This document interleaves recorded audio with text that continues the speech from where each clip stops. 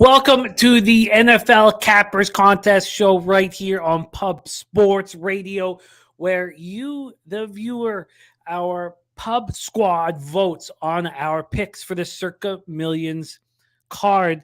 And we went 4-1, Jose. A little bounce back. Come on, how about it? A lot of a lot of plays came through for the lads. A very successful week for a lot of the Pub Sports Radio Cappers. Yeah, it was. It was very, very good. And we needed it. We needed it to give us some hope here. And also, I needed it. I went 5-0 in our Cappers contest just to save face. Not to scare you guys yet, but if I could pull a big show picks and back-to-back 5-0s, then now we're talking. I would like to put some pressure on you, Jose. I put pressure on you in the baseball season. You smoked me all year long until very late, and then the pressure got to you. I've said all year, everyone that knows me knows this. I'm a mental midget. Any kind of pressure you put on me, I fold. I'm not to be put in clutch situations. If my coach, here's a real story, Jim. A guy on third base, they're looking for a pinch runner, my high school baseball coach. He goes all the way down the line. He stops. He looks at me. 3 seconds. Keeps on going right down the line, puts in another guy. That guy got thrown at home. I would have made it. So there you go. So this is not new. This is not new at all. It's so funny. It's so funny. It says, Mike M says, time to get a little Jose in my world. I haven't seen much of him since he took up the SIGs. Well, yeah, I have. Yeah, fun fact, I have not had a SIG since the last time you guys saw me, since like last Tuesday or whatever. Oh, that's a blunder, man. To get those SIGs in you, man. NJ Striker, what a good guy. He says, good afternoon, fellas. Jimmy, can you put the link in the chat for the boys basketball fundraiser? That's I love that, NJ Striker. I love how we look out for the families of all of us. That means a ton. So, and thank you, Big Show, for putting that up. We got a great group: Nuke Worker, Paco Healy, Damon Santori. Let's talk about the Cappers contest here at Pub Sports Radio for a little bit, because I'm not ashamed of myself anymore. And Damon Santori, as he climbed, because he had the 0-5 week after we thought he was going to take the lead. Nuke Worker said he thought he would have graduated to a pipe by now. Oh, man, if you smoke a tobacco pipe, that's perfect. With that mustache, dude. I would look very sophisticated. I would admit it. But no, yeah, I'm not that cool, unfortunately. But let's talk Cappers contest, as it took me 6 years to figure out how to share my screen again. But a very, very popular week, a good week for a lot of Cappers at the top of the poll or top of the rankings. And it, quite frankly, made me want to die, because I actually had a good week as well. Of course, our leader, Drug Monkey RX, says, fuck you guys. I don't care about the pressure. I'm going to overcome that pressure. 5-0. Jets, Bengals, Jags, Lions, Panthers. Jimmy, 5-0. Back. Jimmy's back, everyone. Lions, Ravens, Broncos, Niners, Chargers. We had a lot of 4-1s as well. Slatsy, NJ Striker, Jimmy's mom back. Jedi for life. Peter, myself, all of us went 4-1. So the top 3 people all went 4-1 this week. And Mr. Slam also went 4-1. DG went 4-1. So look at that. Everyone at the top of the polls goes 4-1, 5-0. So nothing really changes. Drunk Monkey RX, 2-game lead, and he needed that 5-0. He needed it, and he got it. Low Shack ahead of me by a game. I'm back 2. It's going to be fun, obviously. The San Diego boys have been chirping me, and again, the more chirping you do to me, I probably will fall quicker and quicker like a stone. But I feel like I'm seeing the board, and I've got at least 2 plays that I like this week. But we talk about obviously the Cappers contest, the season-long contest. Let's everyone just go ahead, put your hands together. Rabbit Den. I don't remember who it is. Friendly Forager. Friendly Forager. Thank you, Friendly Forager. Rabbit Den, the winner of the Survivor contest, full winner. Uncle Jay loses out on the Tennessee Titans because Trevor Lawrence just right in the larynx right there, just got him. And Rabbit Den comes through with a dub, and he wins the Cappers, or should I say the Survivor pool. So shout out to the Friendly Forager, and I hope You enjoy that. I think you get 1,500. You split the 1,000. You get the other 1,000. Nice little day, huh? Well, your math is terrible, but yeah, you did an excellent job, the friendly forger. By the way, my mom is a 1.5 out of the cash. Sorry, we said we'd have the cash up here for this week, and that's my fault. Oh, My fault. It's a very busy time, man. Yeah, I've asked Jimmy for a lot of things this week, and I just don't expect them to ever be given to me, but I'll keep asking. It's all right. You're a good man. Hey, did you see all the records up to date? Shit like that? I was up at 5 in the morning. I went to sleep at 1 in the morning. Not yours. We're starting fresh. We're starting fresh for you in 2023. Starting fresh. Oh, we love it. We love it. Jimmy's working his ass off. Shout out to Jimmy. It's all a great time. And Big Show, he's a good question. You start taking odds. Who's going to finish top 7, etc. It's going to be a fun time. But DG, I'm going to speak specifically to DG here because I know he's the one that cares the most. DG, we will have those fucking numbers up quickly. The money breakdowns will come. I thought you were going to cry for a second. No, why cry? It's 4-1. We're feeling great. Carlos Correa's not on my team. That makes me want to shiv myself, but it's okay. It's all right. Heavy overpayment, though. I would have paid. That's okay. I'd rather have someone good there than someone that's not good. So I can't wait to have Trevor Story without an elbow. Well, we have a spectacular group here. I've done very well on the additions to my action from the Thursday show. It's been very, very helpful throughout the year. And I'm coming off an 8-0 week, and I've made 5 bets already, but just one solitary side. Just one side. I'm only about one side. So let's get to work, my friend. Are you ready to get to work, Jose? I sure hope so. Damon Santori, every time I see that XAN, I come so close to just giving people the block, but I'm a bigger person. I am above the bullshit, and I'm not going to do that, but I think I am ready. Let's get this poll running. Sharpie says we need soft pianos music. I hope so. We need the world's smallest violin. All right, let's get to work. Everybody, thank you for joining us. It is time to get our voting on. It's time to get a clear picture of what we want to bet on our own action, how we want to handle our own picks. So let's get to work. We start with the Thursday nighter. San Francisco 49ers at Seattle Seahawks, and they're giving us the 3.5. Yeah, I'm a little surprised that they're not giving us the 3. Let's start with the line here. Also, it's nice weather. It's going to be cold, 37 Fahrenheit, but almost no wind. When you look across the board right now, there is nary a 3.5 to be found. Oh, one at Bovada. Bovada, the only 3.5. Most books have the Niners at -3 between -113 and -120. That tells me that I should probably use the Seahawks here. I hate saying that, but I think that's an important half point that they're offering up here.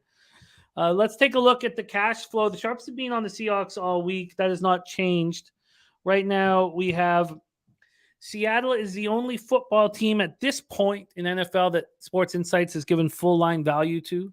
There are 114,976 tickets in. Just 37% of the tickets are on the Seahawks, but 57% of cash.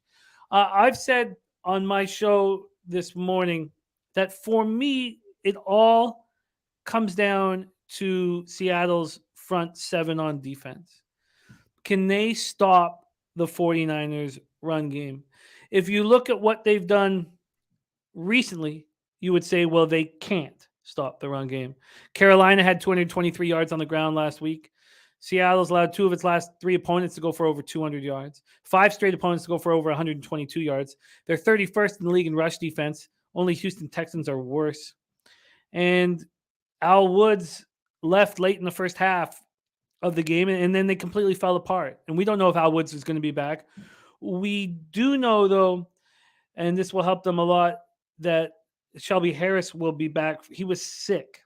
So they had no Shelby Harris, and then Al Woods left. And before Al Woods left, he's got a sore Achilles. But before he left, they had been pretty good against the run.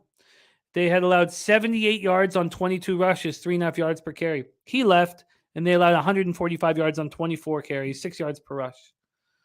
So that is the most important X's and O's part for me. And the second biggest important fact is that Pete Carroll does very good on Thursday nights. And he is very good in the spotlight games. Very, very good numbers. So, Jose, and I get to live host this bad boy tonight, Thursday night live bet stream. I can't fucking wait. Hand it over to you, Mr. Bouquet. Oh, one hole. Take it away. What are your thoughts here? Shout out to Al Woods. It was Iggy Woods that did the Iggy Shuffle. Icky, yeah. Shout out to him. But I'm all aboard the Seahawks train here. This is going to be a context pick for me.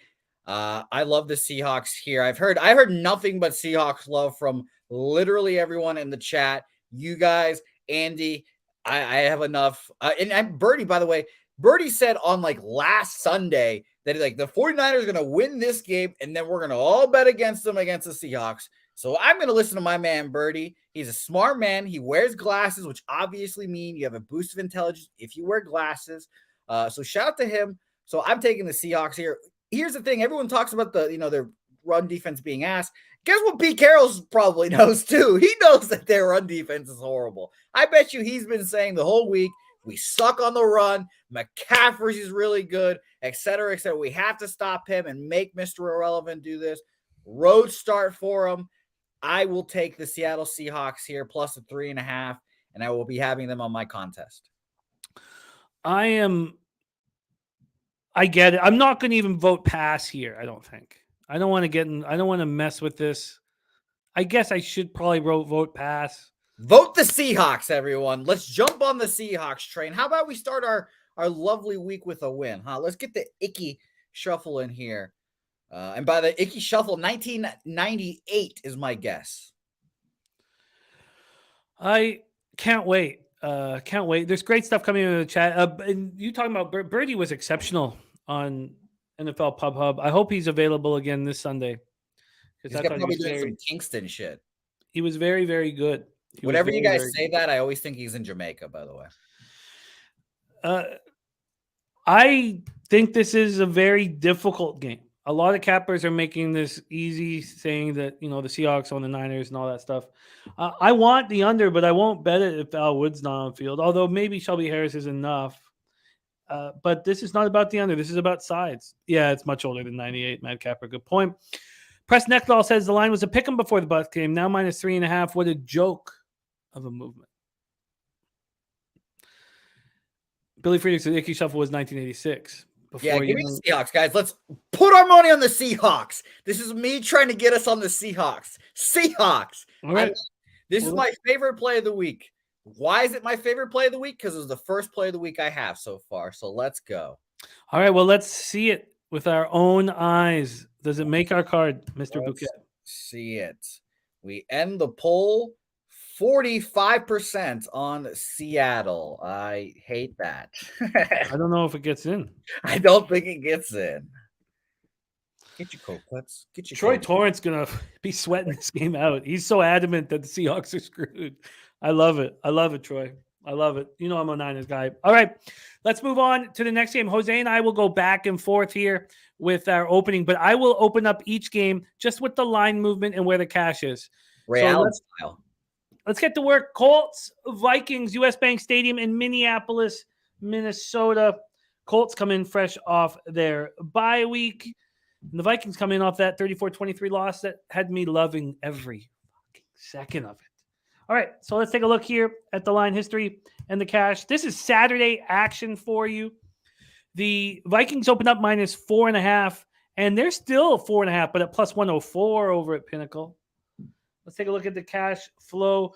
Are the sharps on the Colts? The answer is very much yes. 15,918 tickets in, 37% of tickets, 80% of the cash on the Colts. Look, I hate the Vikings. I despise the Vikings out of nowhere just because they've been so good win-loss, and they shouldn't be, that I've just started hating them, and I don't know why. Is this like a Clint thing too? You don't like Clint now either? I love Clint. I love Clint very much. Is it like the locks? Is it when he puts on the helmet and then he got the braids? I love that as well. I love everything about Clint, just not his football team. Take it away for us, Jose. Colts, Vikings. Let's see here. I can't tell you what side. This is probably a pass game for me. I just hope Dalvin Cook goes off for selfish reasons. But yeah, it's just shocking to me. Did you say the sharps are on the Colts? Oh, all over them. Yeah, it seems like everyone's just kind of timing the fall of the Vikings when they start coming back down to earth when these one loss, one possession losses, one possession wins, etc. flip. And just based off this line, obviously Vegas has no respect for them either. So I'm passing just because I think it would be Vikings or pass, and I'm not in the position where I can switch and just bet on Matty Ice, Sam Ellinger, and Jeff Saturday on his first ever bye week, like fucking 3 weeks into coaching. Well, one thing we know is that they're taking this seriously. It's been the Colts. It's been an awful season, and they could just let go and go for a high draft pick. But Saturday said this quote unquote, I told the guys we got a 4-week season. It's almost a quarter of the seasons for all the marbles. We need the best 11 on the field. So he's trying hard. In saying that, they're still going to go with Bernard Raymond, the rookie left tackle who's getting destroyed. So they're going to still play him to figure out what they have. So I love watching the Vikings lose. You got to think that Dalvin Cook bounces back. The thing is that we have a vividness bias of the Colts having a good defense and a good offensive line. They have neither. So I don't want to support them here with my money. I will cheer for them. I will cheer very hard for them. But I don't want them to have. Is this a Niners thing as well? You want the 2 seed? I am concerned about the injuries the 49ers have. I'll just take the division. We'll just get in the playoffs. We just want to get in the playoffs healthy. That's fair. DC Cappers his top play on the Seattle under 43. I'd like it too. You know, it's making me sick. It really sometimes the voting totals in this show make me sick, and this is one of those that's gonna make us sick. Well, oh no! Why are you guys doing this? It's gonna make us sick. It's gonna make us sick. DG, by the way, is back to GG, not Sky Dargan. For the Thursday night football, it's one of those things where it locks when like the kicks off. So you got up until game time, and then you can submit the other ones.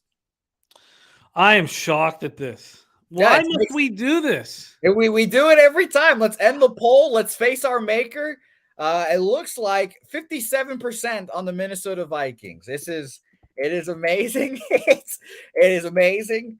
But yeah, shout out to Sky Dargan and shout out to all the Vikings heads out there. Why?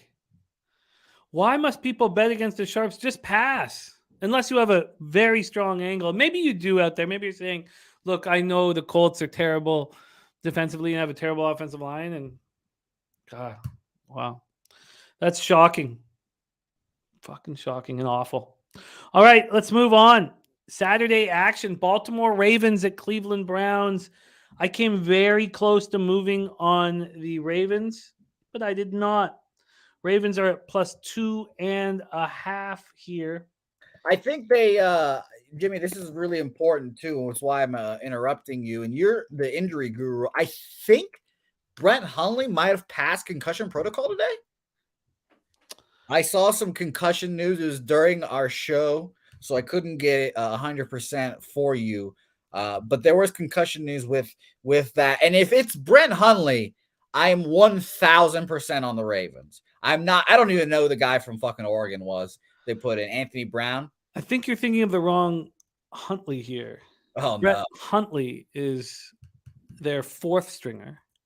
Well, no, the UCLA guy. Yeah. I'm talking about the guy that looks exactly like Lamar Jackson. Tyler Huntley. Yes, him. Thank you. See, Huntley, Brent, whatever. I will bet on him if he is in the lineup, in the starting rotation. But yeah, he is. He's cleared concussion protocol. If Brett Hundley was in, then we'd be fucked. Totally fucked. But he gets some magic in those legs from UCLA still. I don't know. Tyler Huntley has cleared protocol, and I agree with you. I had the Ravens last week. and I'm still a little hesitant here. I think that it's easier to go. I think it's pretty commonplace to say it's easier to go into Pittsburgh and win than it is to go into Cleveland. Yep. So right now, is this Deshaun's first home game, or was Cleveland or was Houston at home? No, yes, you're right. This is his first home game. They're coming off a loss at Cincinnati, 23-10 loss to Cincinnati. You're right. This is very, very interesting. Look, J.K. Dobbins was a beast last week, and he was a game changer. 15 carries for 120 yards. Ravens dominated the game on the ground. We'll talk about Cleveland in a second. They still have the 3 listed at Pinnacle, but it's minus 119 towards the Ravens. Let's go over to the cash flow here in this one. We have 9,885 tickets in, 37% of the tickets, 62% of the cash is on Cleveland. Do I really want to go up against that kind of sharp action? I don't know if I do, and I'm going to have to sit with it for longer and hear what everybody here in the chat has to say. 61%, you said? Sorry? 61% on Cleveland, the money? 62% of the cash with just 37% of the tickets, and Baltimore is a public dog. Fuck. And I, like a bunch of us, I've been very impressed with the Ravens at times this year, and this past Sunday cashing on them was one of them. I thought their center, everybody said it. Let's look at Pro Football Focus, gave them a 91.3, but their rookie center, Tyler Linderbaum, is very good. Those are the moments I feel like I could be an NFL GM, by the way. That guy was awesome in Iowa, and everyone hyped him up. I wanted the Jets to get him, and it was easy. He was awesome. They were trying to mess with him. They had Cam Hayward right on top of him, and he was just very, very good. They just did all the little things, and I believe in the football team. But the Sharps are on the Browns here, and you can imagine Deshaun Watson's going to be comfortable or more comfortable. The Browns were 4-15 on third down, delivering nothing. Njoku's back. Donovan Peoples-Jones playing well. Chubb's coming off an off game. Should have a better one here. Myles Garrett looked better. He had two sacks, had both the team sacks and 3 of their 4 quarterback hits. The question here is Owusu-Koramoah out. That was the whole thing I was leaning on again. Browns have lost Anthony Walker, Jacob Phillips, and Takataki to season-ending injuries at linebacker already. Now they're going to lose Koramoah. Who's that leave you with? You're down 4 linebackers. So, thank you. So I'd like to hear what you have to say, Jose. Take it away. What are your thoughts here? I echo Dan Kelly's sentiments, and I will say, Nutflush, I saw is doing this too. Me and my pals, we have been last 2 weeks. We do put a little money on Deshaun Watson INT every week. It is very funny, 2-0 so far. We do plus money, and it's good laughs, just good laughs all around. We throw the R word in there when he throws the interception. It's awesome. I think the Ravens can win this game outright, and it being a public dog obviously is very terrifying. I'm going to be very interested to see how the Cleveland fans receive Deshaun Watson. I think that he got a warmer reception in Houston than he's going to get in Cleveland. It's their problem now. It's his contract. All that. I think it'll be a tough reception for Deshaun. But ultimately, we could talk X's and O's, but, the money kind of matters a whole lot. And the public dog sends shivers down my spine. And I think that's a part of you that's done that. And as I say that, my hands are sweating. Yeah, I don't know, man. I think, let me see what they're saying about Jeremiah Owusu just before we put a bow on this. I'm thinking of now staying off. And Paco, I doubt they go back to Brissett, right? I know Deshaun's been this. You gotta run him out there. You paying him all that money. You just got to get him the reps. Owusu-Koramoah is out for the season now. Who do they have? Jordan Kunasich, Tony Fields. We didn't talk about the Ravens running backs either. Gus Edwards and J.K. Dobbins being healthy and playing in the same game for the first time. I think they said since 2020. I like J.K. Dobbins a lot. He's a beast. Gus Edwards, Gus Bus is great too. So I would say under as well in this game, but it's a 38.5, and I don't do football math. So I just like a lot of rushing attempts from the Ravens. And this might be like a Tim Tebow like triple option type shit from the Ravens to keep this ball on the ground and grind out a win, I think. And obviously they need the wins too, because they still think they can win the division. I mean, they're right there. So I don't see anybody saying Cleveland. Oh, Matt Capper. Oh, Browns to the under. I just see. Oh, Troy Torrance wants the Browns. Okay. That makes me feel a little better. I don't want to. I don't know what to. I'm leaning towards a pass now. But it's fair to say that this is going to be a tougher game than it was in Pittsburgh, and they barely beat Pittsburgh, right? Doesn't it come down to that? Yeah, I think so. And Dan, by the way, saying maybe the Cleveland fans will be out there in force, and you're right. People that don't like Deshaun probably aren't going to the games. So I have no idea. So that's why ultimately I don't think I can move on this game. But we all know, I will say this, I am wearing my Mason Rudolph jersey. I saw someone saying that, what am I, a Jets fan or a Steelers fan? Myles Garrett should be in jail. Let's all remind ourselves of that for assault. Let's just remind ourselves with a deadly weapon as well. My girlfriend got me a Ben Roethlisberger jersey just a few weeks after the second rape. So. Helga gave me a Kobe Bryant book, and we don't have to continue with that. You should have read it. Oh, you wouldn't buckle under the pressure of this contest if you'd read absolutely. That book has not been opened. That book is on my shelf, not going to be opened. But 6-minute warning. We have a 6-minute warning, but you should have read it. Then you'd be able to handle this pressure. I can't. No, I absolutely can't. I won't. And no chance. Thank you, Big Show. 59% on the Baltimore Ravens here. So might be on our card indeed. All right, let's move on. There's Guillermo Zertucci in the house. What up, G? G, I'm glad you're still alive after that Raiders game. G, LA booked. I got LA booked. MLB All-Star break booked. So I'll be there for a little over a week. All right, let's move on. Miami Dolphins, Buffalo Bills, 8:15 p.m. Eastern. Jose's going to lead this one off, so I'm just going to give you guys the line history and where the cash is, and then I will jump in after him. We have the Bills opening up -7.5.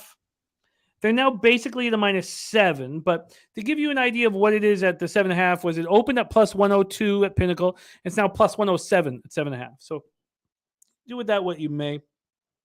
From the cash flow here, we have 11,305 tickets in, and the Sharps are on Tua Tagovailoa and the Miami Dolphins. 39% of tickets, 68% of cash. Take it away for us, young Jose Bouquet. Can I get a weather update too? Yes, it's going to be horrific. So as of Tuesday, we gave you 30 Fahrenheit, snow showers, 12 miles per hour. There's a storm outside. I don't even know how I'm going to get cracking tonight.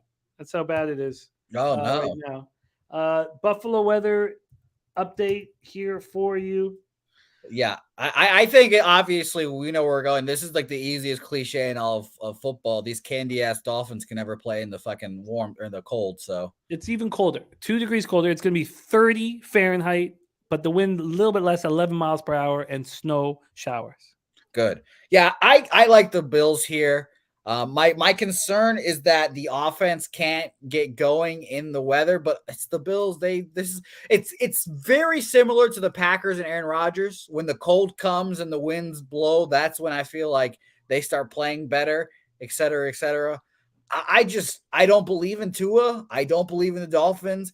It's cold. First of all, I think this might be the stupidest thing I've ever said on this show. But when it gets cold, guys, your muscles get tight. And those fucking fast twitch receivers might get a little tight in this cold, man. I don't know. Tyreek Hill can. Tyreek played in KC. Well, yeah. Well, let's say Tyreek Hill, sure. Tyreek Hill, he's played in KC, but still cold. Still might be tight. Jalen Waddle was MIA last week. We'll see what he does. You don't want a hamstring problem in the freezing cold, do you? You do not. No. That is what they say. So I'm absolutely all set on the Dolphins here. I don't think the Dolphins make the playoffs. I think they're just going to keep falling and falling and falling. I'm on the Bills here. I'm really trying to decide if I'm going to make them a contest pick. I think they dog them, but it's going to be tough for me. It's 7's a big number, and I don't like taking those big numbers, truthfully. New Cooker talks about the important fact, third straight road game, which you very, very rarely see here. They'd won 5 straight games and looked very good before they hit the road. and things fell apart. And their offense they had 219 total yards and held the ball for 20 minutes and 22 seconds of that loss at the Chargers. And the Chargers are terrible defensively. So, but I was going to say this. I've been, paying attention a little bit. I have someone that I talk Cappers contest with every once in a while. And Drug Monkey RX, our beloved leader, he loves fading the public on these spots.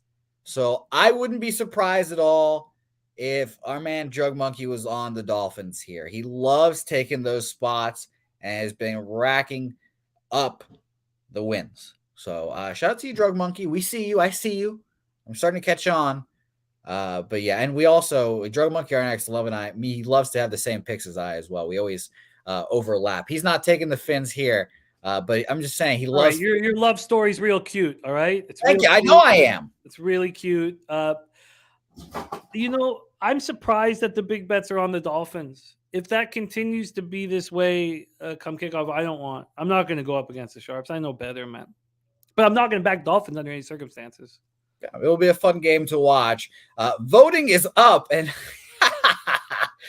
yes, the Miami Dolphins, 77% going to be on our card. You mean the Bills? The Bills, yeah. See, I'm all messed up, Jimmy. You've got me all messed up. How do I got you messed up? I'm rattled, Jimmy. I'm rattled. You were talking about my mental fortuity being weak, and now I'm all messed up. I'm saying I'm taking the Bills. You know what you could do? You could read that Kobe book and get your I won't. Right. It will tell me how to do things with women that you're not supposed to do. That's not going to come up in the book. Let's talk about this freaking Eagles, Jim. The Eagles, 9.5-point favorite against your Chicago Bears. Mine? Well, no, it's the yours as in everyone's. We're using it very generally. Your Chicago Bears at home, high number. I like Mr. Justin Fields a lot. He'll be back off a bye week. Shoulder probably feeling good. Eagles play the Cowboys next week, I believe, in a game that's been talked about here a lot already. And it does admittedly make me want to fade both of these teams this week as a little look-ahead spots. But I like the Bears here. It's just a shitty defense that you got to worry about here. Don't hate an over. I hope Justin Fields eats today. But first read, I like the points here, truthfully. Oh, my God, he's right. You're just going through a withdrawal, man. Yes, you're right. Go have yourself a smoke and you'll be right, man. Thanks, Mike M. You're right. I'll go get another pack of Cowboy Killers today. Good. Wow. This is not 9.5 anywhere. Not fucking anywhere. Really? This is an 8.5 at a pick'em everywhere. I don't know why. Makes me feel like I got the number wrong. I'm double checking the number. I think you have it right. No, I mean, I'm assuming, it's right. You have it right. It's just scary. There's nowhere else, really? Nowhere. There's not even juiced at 8.5. It's too bad. So is this going to be the most popular play of the day for us then? Well, I hate it when, like, if I'm in, like, I think I've mentioned before, I'm in a playoff pool where the guy he sets the line. Don't play golf. Yeah, the funniest fucking thing I've ever heard in my life. But I hate it. Like, what the, who are you? And I hate that fucking Circa is putting up a 9.5 when there's no 9.5 anywhere. So I'll be staying there in a week or so I'll let them know that they're playing some chicanery. I will never go to Circa. They don't have a race book. They don't have a horse book. Yeah. I've heard this before. Well, if you disrespect my people, I disrespect you. That's what I say about people who disrespect Venezuelans and don't pick them to win the Bros Baseball World Classic. Well, they've never had a cachapa. Yeah, that's facts. Let's go back to this though, and also fuck Circa. Put in a fucking sports book. Have some goddamn respect. I'll pass that along. It's a cold day in Chicago. I'm already on the over, but sorry. I was going to say, how bad is the Bears' run defense? It's atrocious. Yeah. The Bears have a lot of problems, but they're coming in off their bye week. Maybe they can I don't know what the hell they can do. They can't do anything about their defense. It's just really bad. But they are getting their starting safety, Jaquan Brisker, and their starting quarterback, Kyler Gordon, back. They are both rookies, but they're the starters and they're back. And Troy says, "Why is it showing 9F?" DC Capper, what a great guy! You know, he worked the overnight shift, and he's still here capping with us. Hasn't slept. Fuck, I love him. Fucking right. But let's go back to this spot here. We have 10,544 tickets in. Sharps are on the Bears. 40% of the tickets, 72% of the cash. I'm interested in the Bears as well. I just don't feel like the Eagles are going to come in as sharp as they've been. Maybe that is a mistake. They have the Cowboys next week, right? Yeah, it's like I said, look ahead spot, gigantic game. I think they just sneak out a soldier with a win. Fields looks good. The Bears defense capitulates. Everyone kind of wins. Well, I believe in Chicago's offense, and this has already dropped a half point at pinnacle of the total at 48. I think maybe they're really concerned about the weather. I'm not going to be too concerned about it. I don't think I have the balls to bet the Bears. I think it just comes down to that. I don't think I can trust them, and I don't think I will. I mean, talk about the Eagles winning 48-22, and their offense was humming. Look at their defense. They held the Giants to 304 yards. They sacked Daniel Jones 7 times. They hit him 12 times. They have a second-ranked defense, third-ranked offense. Yeah, and the Bears' offensive line is horrific. So guys like, dude, I just mind like the dude from Georgia, that's Jordan Davis. There we go. Jordan Davis is a gigantic human being, and hopefully he's healthy for the Eagles because he just eats. And I doubt David Montgomery will have running lanes. Paco Healy says Circuit does open the market, run super high limits, and not limit people, though. Then why? Look, I know when you go to a horse track, there's a lot of fucking degenerates, but still to not even put a horse book, and the billionaire who runs Circa, he thinks that they're just fucking cheap fucking losers, the thoroughbred handicappers, and he can suck my fucking dick. All right, let's move on. Let's move on. 45% on the Chicago Bears. Now, I'll start this one off, Jim, because this is just... I'm angry. See how I'm angry? I'm like actually angry right now talking about How can it be the best sports book in the world without a horse book? This is a theme or something that's come up in our year and a half or however long it's been of us working together. And it is definitely a point of contention. Jimmy needs his horse track or his horse book, and if you don't have it, he does not respect you. But let's talk NFC South. The Atlanta Falcons versus your New Orleans Saints here. And quite frankly, I was shocked to see that the Saints were favored because obviously the Saints are horrible and shouldn't be favored against most teams. But you've talked about it earlier in the week before. The Atlanta Falcons are just kind of a drama nest right now. So we've got no Marcus Mariota. He just fucked off. He said, I'm going to have a knee surgery. See you guys later. Desmond Ridder steps in, kind of Marcus Mariota light. I don't know. I don't think he's going to be the guy, but he could be the guy for right now. Versus Andy Dalton. And you mentioned, why the hell is Jameis not starting? Maybe it's attitude issues. Maybe they want to tank. I don't know. But I like the Falcons here getting the points. I'll be honest. I've liked the Falcons all year, and I don't know. I can't get there at the end of the day. It's one of those things where it's like, that's too bad.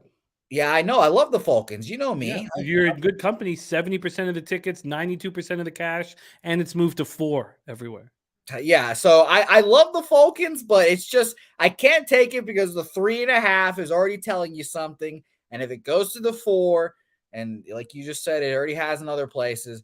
That means the books are trying to tell you, like, hey, keep betting those Falcons because the New Orleans Saints might fuck around, I guess, win this game by a margin, huh?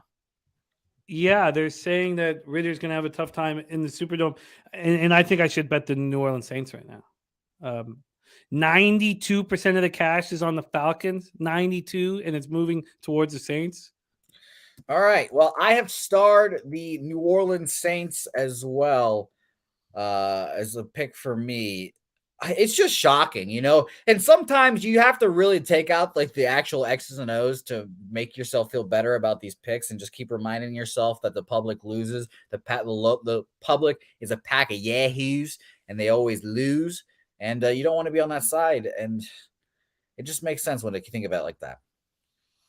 Well, Jackson says the only thing Circa is good for is putting a lot of alcohol in your drinks. Well, I'll never know. I'll never find out. Wow, I'm shocked that there's this much. This is shocking, just shocking. 70% of tickets, 92% of cash. It comes down to what your expectations are of Desmond Ridder, and you have to look around at the weapons. When Purdy comes in for the Niners, he does not need to do everything on his own. He doesn't need to do and just make the plays and stay in your shoes and give the ball to Christian McCaffrey. And you got Elijah Mitchell and now Mason slamming in between the hash marks. You got wide receivers that you can trust. Without Deebo Samuel, now you have Ayuk and Kittle. Who do you have here? Might I interest you in Cordell Patterson? Might I interest you in Drake London?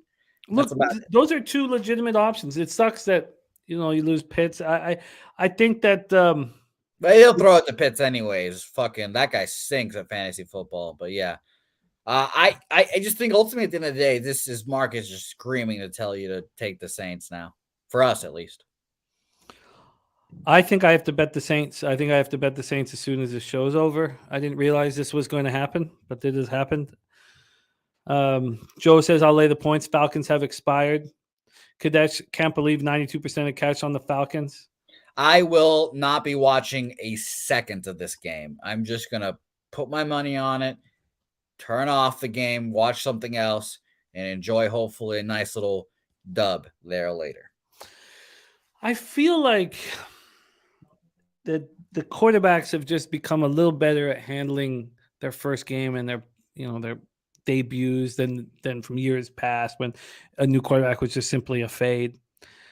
But I don't know if the Falcons have the right weapons that you can trust and have faith in. So I think I need to bet the Saints immediately. Let's just talk just for a second about the Saints. They're fresh off their bye week. They were last seen in a heartbreaking loss.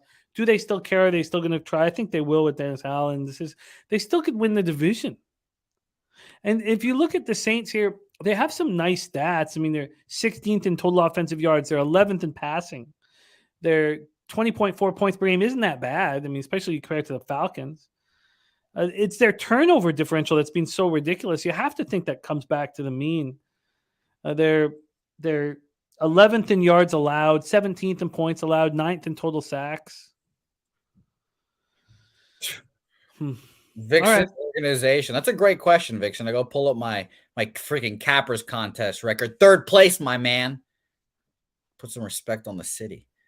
Yeah, I like the Saints here, I guess. This is ultimately what we're going to probably end up doing. The poll is over, and as unsurprising as it may be, 41% on the Atlanta Falcons. It's crazy. That is a surprising one there. Yeah, 41% on the Atlanta Falcons. So this will be a fun game to look at the box scores after. Absolutely not watch this game. Jimmy, I want you to start this next game because but also, when someone asks you a question and they don't know what tense to put in, lost or lost, and win or won, and the tenses are not the same, you don't have to answer them. I can actually flex because my record's good. It's rare times where I can feel good about myself. But I'm just saying, you don't have to if they don't understand the tense of a word that's very, very important in our industry. You don't even need to acknowledge them. Yeah, some people would say that about me in math as well, unfortunately. And when you talk numbers, I don't acknowledge them. Fair enough. Now, like I said, Jimmy, I want you to talk about this next game. I want you to start this off. This next game is important to me. I'm still angry about the horse book, man. I know you are. I can tell. I can see it in you. Jets Lions. Really important game. This is the most fun I've had watching the Jets since the Ryan Fitzpatrick Jets. I don't know what to do. I don't know what to do with myself. Pick'em here. One of 2 pick'ems on the card. and two games that I really gonna be watching closely. I think I'll have both of them on my card actually. Drug Monkey's on our Jets. He's a Jets fan. I was not. You can't believe what he's saying here. He's winning the contest. You think he's going to give you real information? You're right. Yes, this is all fog of war. We're in the fog of war right now, and he's just deceiving me. He says he's allegedly going to take his Jets and my Jets. I wasn't on them last week. He was on them. Shout out to him. He got the dub there. I was scared. I like them this week. Mike White, I expect to play. If he does not play, I'll be shocked. He's got the biggest set of balls in that quarterback room and the biggest set of balls since Ryan Fitzpatrick. The Jets offense has been just great. Shockingly enough, not great, just good enough, I should say. Garrett Wilson, offensive rookie of the year, defensive rookie of the year, Sauce Gardner. And the defense is legit. And you know what? I don't trust Jared Goff in the outside. How cold is it going to be in New York? It's not going to be warm. Jared Goff's a Cali kid that loves the warm, played in Los Angeles. Whenever he went to Soldier Field and got into the cold with a good defense, he always folded up. He walks to the car in the cold. I don't believe it. I bet you he gets a golf cart ride out there. I bet you he doesn't even walk. New York Jets win this game outright here. I'll be on the Jets. Well, the market doesn't really help here. 53% of tickets, 54% cash on Detroit. I don't know if anybody really knows how to handle the situation. You take Detroit out of the comfort of home, and I want to say they struggle. We talked, and Andy Maltor talked about the expectations of Goff struggling outdoors at 37 Fahrenheit, sunny, 13 mile per hour winds, and we got hammered in the chat because they were like, "Well, how many points did Goff put up last time in the stadium against the Giants?" And the Lions put up 31 points, but he threw for 167 yards, and I don't. Can I get a weather check from that day too? I'd love to know the weather from that day, you commenters. I did check it out. I did, yeah. I did check the weather. It was cold. It was cold. It wasn't much different than it is now. It was not a nice warm day or anything. I did check it out. It was cold. I took offense, obviously. That was funny. Yeah, no, of course. Shout out that was the first thing I did was check the weather. No, well, guess what? I trust the Jets defense more than the Giants defense. The Giants aren't guess what? The Jets fucking wiped the floor with the Giants this year.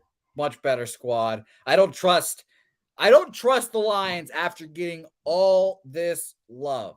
I don't know if you saw this, but if you saw the Dan Campbell interview with Pat McAfee, and he talked about the first of all, the fake punt or whatever when on like their 30, and he tried to tell his coaches not to run it, but he hit the button like too late, and it just ended up saying run it. So I guess they got lucky there. And then on the Penei Sewell thing, he didn't want to run that one either, and he was confused at like why they're running the play mid-play, and that worked out. So you know what? Maybe he tells those jokes for shits and giggles. I'm not gonna count him as a liar. Dan Campbell, honest man. I think the Jets win this game, and I think if Mike White suits up, I'll be more confident. If Joe Flacco suits up, I'll throw myself off a building. It doesn't matter. He's not the backup anymore. Oh yeah, yeah. The white guy, right? Or not the white guy? Excuse me. The Mormon is back, right? Are we getting Zach Wilson back? Well, truthfully, I feel better with Zach Wilson than Joe Flacco. Joe Flacco. I can tell you right now that Bills game, Joe Flacco didn't think he was getting in. Joe Flacco was just fucking chilling. When he went, he was like, wait, what? It wasn't ready at all. That would be like if you threw me out there at quarterback.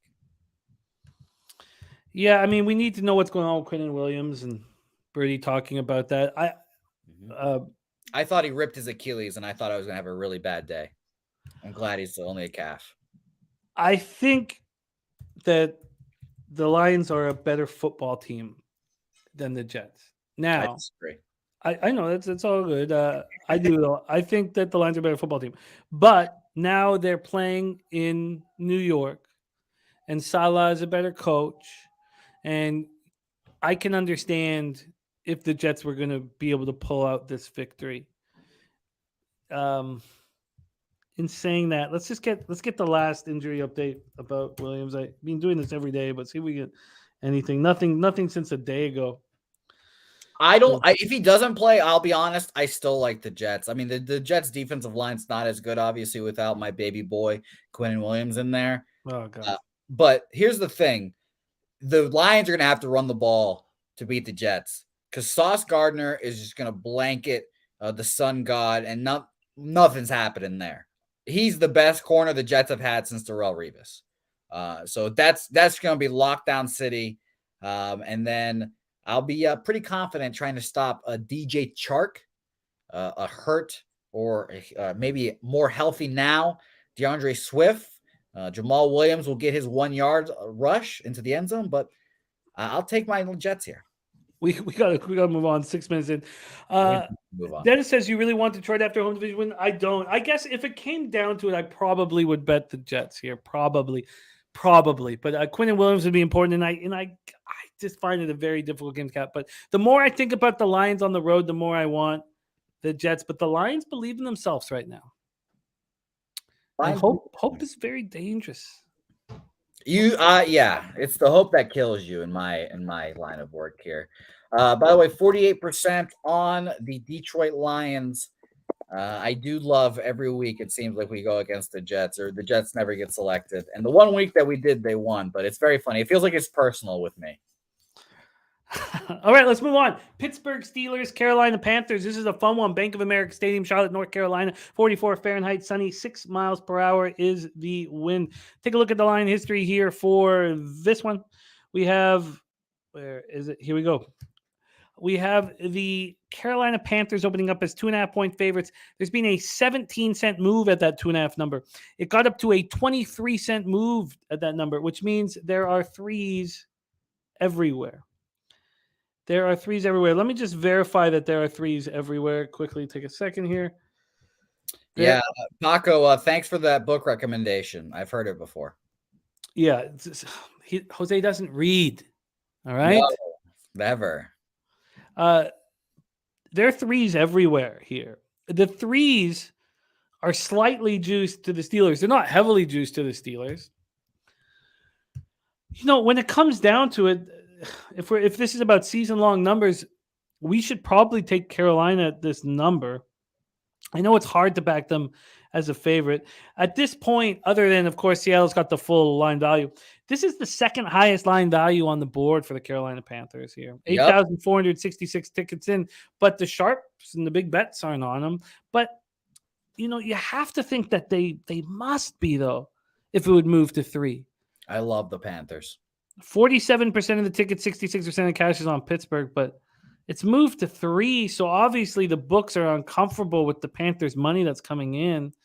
You know, I don't have a strong feeling on this other than I do. You know, without Trubisky, it's with Trubisky under center, if he is under center, and I'll double check all that stuff. Billy Friedrich asking it. You know, you want to bet against that man. Why don't you take it away for us, Jose? I love the Carolina Panthers this week. I think, as my guy Earl Sports Bet says right there, I think the Carolina Panthers win the NFC South on the back of Sam Darnold. Go Twitter search my name and Sam Darnold. I'm Sam's biggest fan. It broke my heart when the Jets traded him. He's a good quarterback. He turns the ball over like a motherfucker sometime, but his offensive coaches while he was on the Jets, Adam Gase, that's a negative. That's an L. And Todd Bowles. Todd Bowles, not a good offensive coordinator, not a good offensive coach. All those things. I believe in Sam. I think he's good enough. I think the Panthers go on a run here. I bet them last week, and I will probably be betting the Carolina Panthers for the rest of the year. Kenny Pickett is going to be under center, it looks like. That is malpractice right there. I don't give a fuck. I don't give a fuck about Kenny Pickett. That's malpractice. 2 concussions back to back. I'm shocked. I don't know how. Fuck it. And he's supposed to be their quarterback in the future? Fuck it. That guy's not going to have any sense soon. Look what the Pittsburgh Steelers obviously did not learn from the Antonio Brown experience. They did not learn from the too many concussions, and you'll go down the Antonio Brown path, fucking putting your dick out there for the world to see. Yeah, give me the Panthers here. I don't care. I love that you love Sam Darnold. I think it's hysterical. He's great. He looks like Syndrome. I think it's point and laugh funny. And I love bad quarterback. My favorite quarterbacks of all time is Mark Sanchez. And there's only one thing he's ever known for, and it makes me want to die. butt fumble. Yeah. I also love the Brickashaw Ferguson, and I believe he ran into the back of the Brickashaw Ferguson. Shout out UVA. I don't. I think that the fact that there's big bets placed on Pittsburgh makes me think that there's some people who know that Kenny Pickett is going to play. Even if Kenny Pickett was going to play, I kind of like Carolina here. It just feels like they've got some momentum in their direction. And now they destroyed Seattle's defensive front. Just destroyed it, and that's not going to happen here. I'm not going to go up against what I perceive, but I don't think you can call the money on Pittsburgh sharp money if the line moves to 3 at all the books. So this is tricky. This is not easy. I appreciate all of the Mark Sanchez love that's going on in the chat right now. The butt fumble was not funny. Damon Santori, thank you. Not funny. It's never been funny anytime. And thank you, Jacksonville Zoe. I think he made it to 2 straight. I don't remember the 3 straight AFC Championship games. I think he made 2 straight, beat Brady, and beat Manning in the playoffs too. I have no recollection of that. I just remember the ass fumble. Shout out to Bart Scott too. Can't wait. Yeah, I like the Panthers here. I think we can move on from this one here. Let's end the poll, and it's going to be a whole lot of fun to see. 48% on the Carolina Panthers here. 48%. So it's going to be borderline, but we shall see. So I'd like to open up this next one. This is only one that I've bet already. But you could have got the Jags at 6. I know a lot of people got them at 5. I got them at 4.5. You can get them now at 3.5. In the breakdown, I talked about what happened to Dallas' secondary in the 6 quarters that we've seen without Anthony Brown.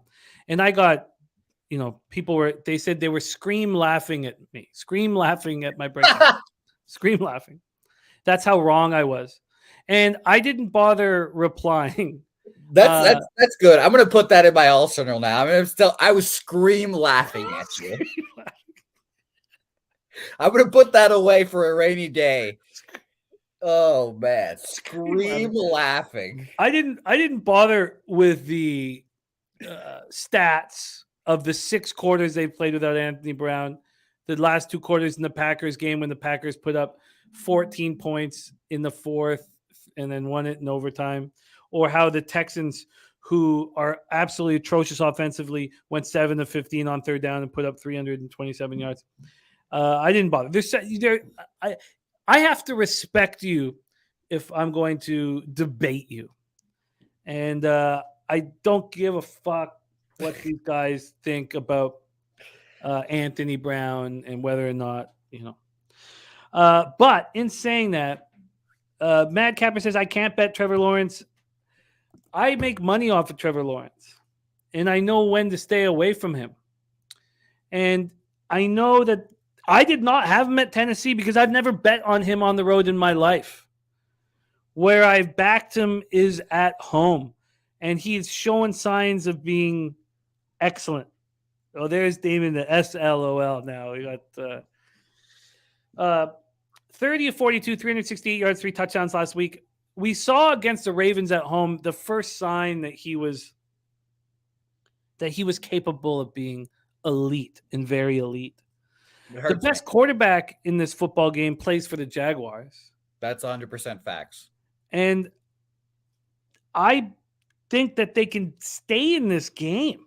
I really, really do. I really do. They have a bunch of very high draft picks on both sides of the football. And I'm very comfortable with the 4.5 that I got.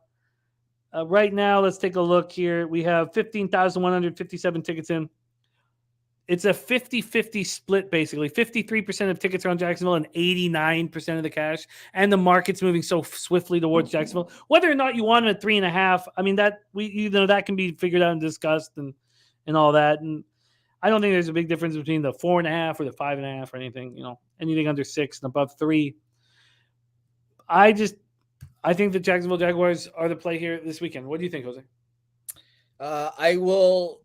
We brought up something that made you mad with the sports book.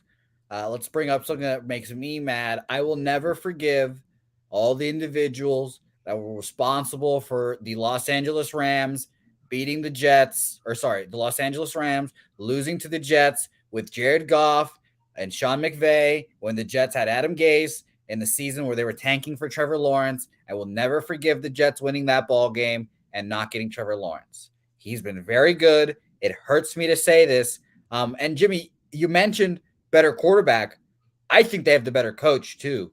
I think Doug Peterson's a much better coach than fatty Mr. Mike McCarthy. No chance here. I like the Jaguars as well, and I alluded to it earlier. I think the Eagles and the Cowboys might be faded on my card because I think they might be just looking ahead to that division game next week. It's a very, very big game. And truthfully, it's just scary to bet on the Jaguars because shout out to Jacksonville Zoe because he's going to be there and he might get into a fight allegedly. But I think, Zoe, you'll know this stat. The Jacksonville Jaguars have not won back-to-back games in I don't know how long. Just a very long time. That was a stat that was being floated around there for a long time. So do they win this game? I don't know. The 3.5 is just too close. I'm shocked that you got to sit in 6.5. That was crazy. But yeah, I'm on back and forth here. I think the Jaguars could easily win this game, but I just don't know if the 3.5 is enough for me. That's fair. That's fair. Bertie, you should certainly not be worried saying that coming off the biggest win in his career. That was not it against Tennessee. It was against Baltimore, the comeback against Baltimore. That was clearly the biggest win of his career, and he came back and looked terrible. Against. He's just riding the wave now. That started the wave. Now he's riding it.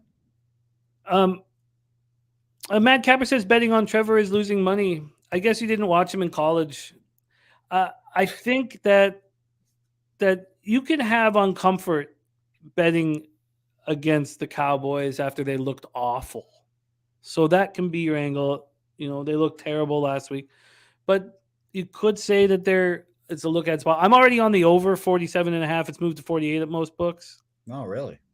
And I like the over a lot. And, it's just a 1-unit bet for me here on the Jags, but I'm quite comfortable with it, and I can't wait to watch the football game. And I've only made 5 bets per year. It looks like I'm going to move on the Saints, though, but I'm pretty comfortable here. I think we're in business. And all right.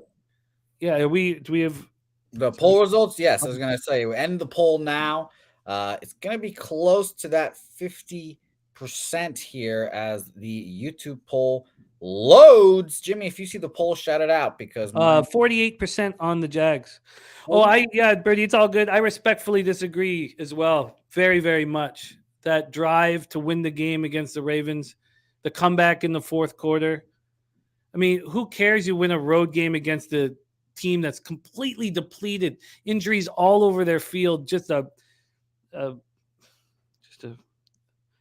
you go down what the Titans looked like last week, I mean, so yeah, I feel you.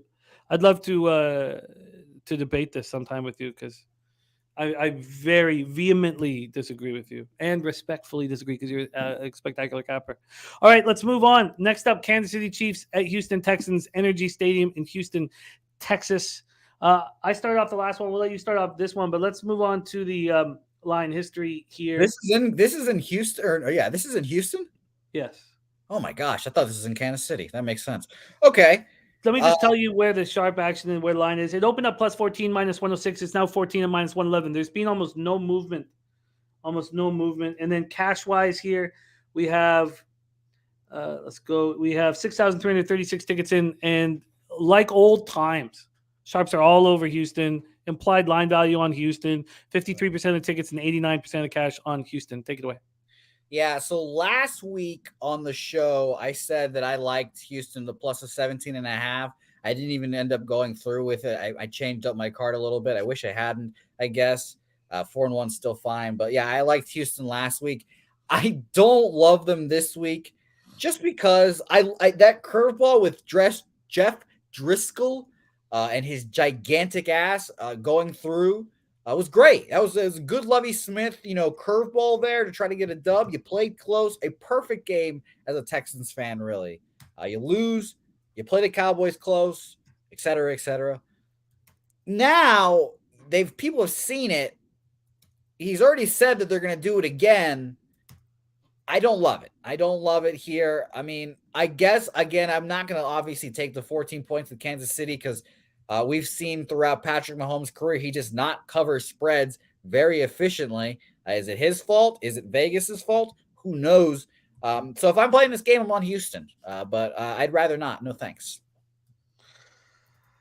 Yeah, I think it's tough. The Chiefs, I was on the Broncos last week, and the Chiefs took their foot off the gas, which is something that they tend to do. They do seem to be more alert generally on the road than at home when they just kind of don't need to push it. The Texans definitely gained some confidence last week, and I don't really like the 2-quarterback system, but this is not an appealing game at all for me to actually have money on. And the sharps being on the Texans doesn't mean that much really to me because they've been on the Texans all year. And we remember 2 years back when they were on the Browns every game. I find when the sharps are on the worst team in the league that it's not necessarily a winning angle to trust them. In saying that, I don't know what to make of that second half with Chiefs Denver. I'm telling myself that the Chiefs just let go and weren't, pushing it, and they're still dominant whenever they want to be. I find the game very tough. I don't know what to say really. A case for the Kansas City side, real quick before we end the poll. They did give up. I mean, they went up like 27-0, et cetera, et cetera. Then they just kind of let off the rope, let the Broncos come back. I think easily Andy Reid's a great coach, and he's just going to be hammering that the whole week. We went up 27, and you let these fucks come back. If it wasn't for Russell Wilson concussion, this game would have been closer. Except I think he could hammer that shit into the Kansas City Chiefs, and he could get them to fold up these Texans real quick. And keep the foot on the gas. But I'm just ultimately passing on this game, So let's finish the poll here. Thanks everyone as always for voting. We appreciate you guys, even if you pick sides we don't love. 44% on the Kansas City Chiefs.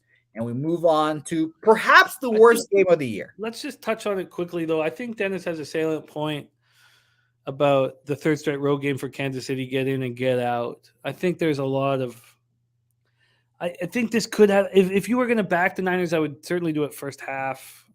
Would not mess with them second half. I 100% agree. Chiefs first half and then Texans full game probably. Before we go into the afternoon action, we've already done the Saturday games as well. Can we get an idea of where we stand and what we need? Sure. I'll tell you, number one, as I get close to my computer screen, sorry for those that don't like my lovely face, is Buffalo -7 at 77%. Okay. Number two, we've got Baltimore at 59%. So I'm going to go ahead and assume that both of those are going to be on our card because it's very tough to crack 50%. Last week, it was basically everything that was 50% and above to crack and to get into our card. Minnesota is third right now at -3.5 at 57% right there. So 59 and 57 there for Baltimore and Minnesota. Then we've got a four-car pileup here at 48% here. We've got Carolina -2.5, Jacksonville 48%, Detroit 48%. So that would be technically rounding out the top six there. And then 45% it seems that I'm looking at right now and all these numbers kind of run together. 45% the Seattle Seahawks. So it's still that get above 50% threshold right now, in particular 48%, because like I said, we do have 3 teams right there, and we'll see how that all shakes out. Okay. This next spot, thank you for doing that, and thank you for handling all the numbers. You do a great job of that, Jose. Next up for us, we have afternoon action: Arizona Cardinals, Denver Broncos. You were leading it off there, and I interrupted you. It's the worst game of the year. I mean, this game's horrible, and I'm glad that the NFL put these teams together so we don't have to watch them play any other teams at least. See, you know me, I love bum fights, and oh yeah, I knew you were interested in this game. There's money to be made, and I'm going to be interested. So they couldn't put this total low enough for you. Well, it sounds nuts, but Russell Wilson did stretch and throw passes on Wednesday. I mean, if fucking Kenny Pickett's playing with 2 concussions, who the hell knows? And the not the best part, but the zoom in camera of him just being gone, just not even there, nobody home, was tough. So again, it'd be shocking if he plays, but who knows? I think he'd be shocking as well, but it's not 100%. A lot of people are acting like there's no chance he will get in, and I don't believe that's the case. So, but let's take a look at what we're dealing with. It's a 2.5 here at Circa. We take a look at the line history in this one. We have it opening up with Denver minus 2.5, and now they're minus 3s everywhere. So you can think, the problem with this is we get our picks in, here, and then we lock them in. But this would be a game you'd want to sit back and kind of wait on. Yeah. When we look at unless every single book here, everyone is at 3. Everyone. Forgive me for the ignorance. Who the hell is starting at quarterback for the Broncos? They have Rippon. Brett Rippon will be at quarterback. What did he do in this last game? Brett Rippon went 4 of 8 for 16 yards with a touchdown and an interception. Jesus Christ. It's just so bad. Like, do you want to back Colt McCoy, who we thought of as a good backup? But guess what? Colt McCoy good for 1 win. And they used that up this year already. They already used that up. So I don't think Colt McCoy's got anything left in the tank. And it's not like these running backs are particularly great either. James Conner's fine. Fucking Latavius Murray's okay. This is just horrible. I feel bad for every receiver involved in this game. Well, Judy's more than capable of running 5-yard slants, and then Yeah, so is DeAndre. I mean, the Cardinals have great receivers. DeAndre, is it Mark? Yeah, Marquise Brown is there now. They're fine, but the Broncos defense is good too. So it's just a under game, if anything. I don't know. It's cold. Going to be cold. Not very windy. The fact that it's 3 everywhere and the Broncos are sitting minus 2.5 here is it's just fishy. 48% of the tickets and 30% of the cash are on Denver. So you have bigger bets coming in on Arizona, and then the line moving towards Denver. I can completely understand not wanting to have anything to do with this game. And if the market was moving towards Arizona, I'd say I can't explain why it's moved to 3 everywhere. And the only explanation would be that there are people who believe that they're getting a huge discount because Russell Wilson's going to play. Yeah. And also, let's remember our favorite Cliff Kingsbury stat. I don't know if it's still true, but, a couple of weeks ago you mentioned it. Winning record as an underdog, losing record as a favorite. What a fuck, Jesus. So this I want that guy to be your coach. I want him to be an offensive coordinator. That's about it. He should have stayed at USC, but he walked so Lincoln Riley could run, I guess.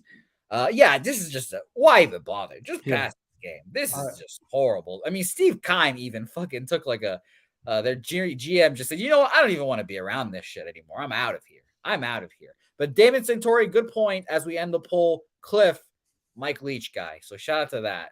Shout out to Mike Leach. 40% pass. So I think that's the first time we've had such a resounding victory for pass. Birdie says he will have a full week of practice. His Cards may be the best bet on the board this week. Okay. All right, let's move on. Next up for us, New England Patriots, 7-6, 4-3 on the road. Las Vegas Raiders, 5-8, 3-2 at home, Allegiant Stadium in Las Vegas, Nevada. Let's move on Great to game. the line history. I'll just set up the line history, and you can take over here. We have the Raiders opening up at +1 at -106, and now +1 at -112. They did become -1 point favorites there for a while, so there was a move towards the Raiders. It's come back. When we take a look at the cash flow for this one, the sharps are on the Raiders. 58% of the tickets, though, so the public is sort of on them too. 72% of the cash. There's slight line value, according to Sports Insights, on the Raiders. The Patriots are on short rest. There was a very underwhelming victory in Arizona, and the Raiders coming off extra rest after the debacle at SoFi. Take it away, Jose. Me, Emilio, Guillermo Zotucci. The Raiders! I need a low-scoring Raiders victory here. First of all, I'm playing plenty of Raiders in a big fantasy football matchup. I need a low-scoring game. Second of all, I fucking can't stand the Patriots, and I need them to lose for Jets playoff purposes. I do not want to bet on Josh McDaniels with anyone's money. Not with my money, your money, G's money. I don't want to do it. But it seems like that's what's going to happen here. I think this Patriots team is fucking horrible. And they keep getting these fucking lucky ass bounces and they keep surviving. They're just like fucking Michael Myers. You can't kill that old fuck Bill Belichick, man. You just can't do it. And I just think they're awful. The quarterback room there in New England, not good. The offense, not good. The defense is the thing that can hold their hat on. Shout out to you, my man, Mr. Pussy Coffee, for the $5 dono. Great guy. Yeah, great guy, Mr. Pussy Coffee. Ultimately, this is just one of those things where the fucking football players play the game. The coaches sit on the sideline. And I'm just hoping that the Raiders are just better on the field because they're obviously not going to be well prepared or over prepared or as prepared as the New England Patriots. So give me the Raiders here. It was such an underwhelming victory against the Cardinals. And I mean, Mac Jones just does not look good. I would have gone back to Zappy at some point already. They have weapons, Looks like Ramondre Stevenson. I don't know what the last word on him as of. It seems like he's going to play. I think it's an ankle sprain. Yeah. I'm just going off of fantasy football. He's projected points in fantasy. That's normally how I go off of it. If you're already projected to 0, I don't expect you to play. But he's projected points right now. And here's the thing. We all know what Bill Belichick loves to do. He'll rotate those 4 running backs, just rotating them around and around and around. Pierre Strong, the fat one, Damian Harris, and the other guy, and obviously Ramondre. So I fucking can't stand that old man. He just won't give Ramondre Stevenson some damn run. This is a really tough game, but also I should mention I've not had a good read on the Raiders. I've not bet a game that they were involved in now in almost a month. So yeah, you've been scarred. Yeah. So I think it's just I don't trust the Patriots. I think you nailed it. I mean, you trust the coach. Too bad this isn't a short week. I mean, just trusting the coach on a short week. Now, I guess it's sort of a short week for the Patriots, but well, you see, if it was a short week for the Patriots, I'd honestly feel a little better about them because I know Bill's going to get them at least prepared. At least the Raiders have had some fucking time. They've had some time to be like this. We need this game. This is great. I love that. Well, first off, let's give a big shout out to Paco Healy. Thank you for your support, man. You're just a quality guy, and I hope you guys beat Jose in the Cappers contest. I really do. I look at this. You're gonna love the numbers and the votes. So let's just call this. Oh God, I haven't looked at it, so I can't. No, you're gonna love it. This is perfect. Okay, great. Yeah. Awesome. All right, nothing on that game. That's the first ever time that passes won. No, it won that last game too. Did it? I thought. No, Pass is on a hot streak. Oh, you're right. It passed 40% on Denver. Okay, that's great. I love it. Pass is on a hot streak right now. Back-to-back passes here. I'll be looking at the Raiders very long and hard and seeing if they're going to be on my card. But I've got like 7 or 8 games that I'm interested in this week, and that is a change from what it has been. So shout out to that. And by the way, Banana and Grapes was very confused at Mr. Pussy Coffee. He didn't know who Twate Latte is. Mr. Pussy a legend, Twate Latte. Yeah, aka Mr. Pussy Coffee. Aspire to elate. All right, we move on. 4:25 p.m. Eastern, Tennessee Titans, Los Angeles Chargers, SoFi Stadium, Inglewood, California. I moved on this game. I took the Chargers team total over 23.5, and it went up to so I got it juicy. Minus 125, juicy. It went up to minus 135. I was like, oh, yeah, baby. You know, this is going to work. It's going to work. Now it's moved back to minus 125. So that's all over. Let's take a look at the line history here for this one. We have the Chargers opening up as 3-point favorites, minus 106, and now they're even money.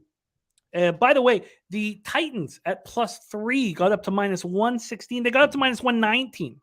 They're now at minus 112. Let's see if any books move this to 3.5 or anything like that.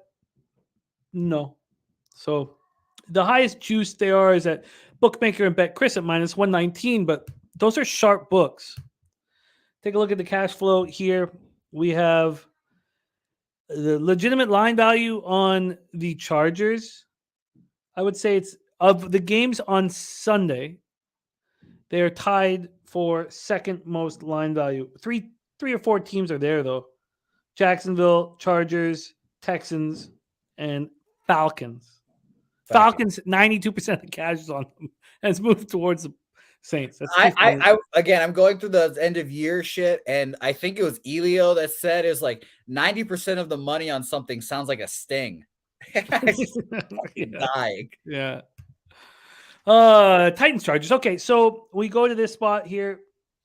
The Sharps, even though there's implied line value on the Chargers, the Sharps are all over the Titans. And you can tell, just by having Bookmaker and Bet Chris have this the most juiced, I mean, you can tell.